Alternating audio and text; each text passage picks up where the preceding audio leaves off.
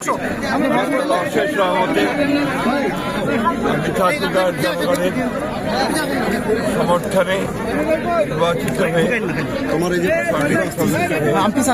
সরকারের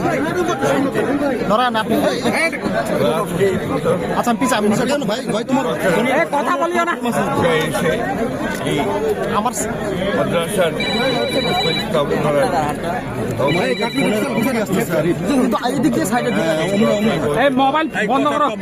মাদ্রাসার উন্নয়নের কাজে আমরা শরীক হতে পারি।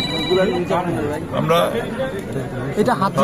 জনগণের কাছে আমি ব্যক্তিগতভাবে ঋণী, বরাবরই তারা আমাকে সমর্থন দিয়েছেন এবং সেই সমর্থনের কারণেই আমি আজকে কাজ করার সুযোগ পেয়েছি। আপনারা সবাই অনুরোধ করবো ঠাকুরের জনগণের কাছে যে আপনারা এই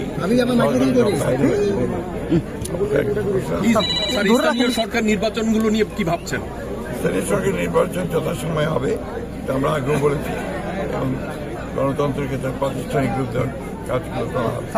নতুন সরকার, নতুন মন্ত্রী পরিষদ, দেশের যে পরিস্থিতি এখনো কিন্তু আমরা দেখছি যে ডামাডোলের মধ্যেই আছে। খুব ভালো এই আর কয়েকদিন হয়েছে 17 তারিখে আমরা নিয়েছি, এখন তো আমরা অনেক বেটার। স্যার দীর্ঘদিন ধরে শুনছিলাম রাষ্ট্রযন্ত্রগুলো রাষ্ট্রীয় প্রতিষ্ঠানগুলো ভেঙে গেছে, এখন আপনি দায়িত্ব পালন করছেন, কি অবস্থায় পেলেন স্যার?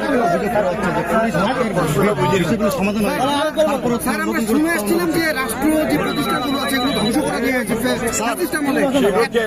প্রতিষ্ঠানিক রূপ দেওয়ার কথা কাজ করা হচ্ছে।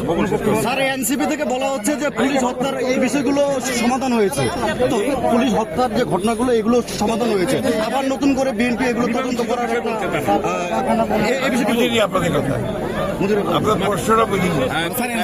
5ই আগস্টের সময় যে পুলিশের হত্যাকাণ্ডগুলো ঘটেছে, আপনাদের থেকে মন্ত্রিপরিষদে কেউ বলছে যে সেগুলো তদন্ত হবে, এনসিপি বলছে এটা এখন পর্যন্ত যেটা আমাদের হোম মিনিস্টার সাহেব স্বরাষ্ট্রমন্ত্রী যেটা বলেছেন সেটাই হবে এবং যেহেতু তদন্ত হয়েছে তারপরে যদি প্রয়োজন হয় তদন্ত হবে। এখন তো মূলত তো আপনার আদালতে আছে। এনসিপি বলছে যে এটা মীমাংসিত বিষয়, এটা নিয়ে আবার কেন বাড়াবাড়ি? এনসিপিকে জিজ্ঞেস করেন।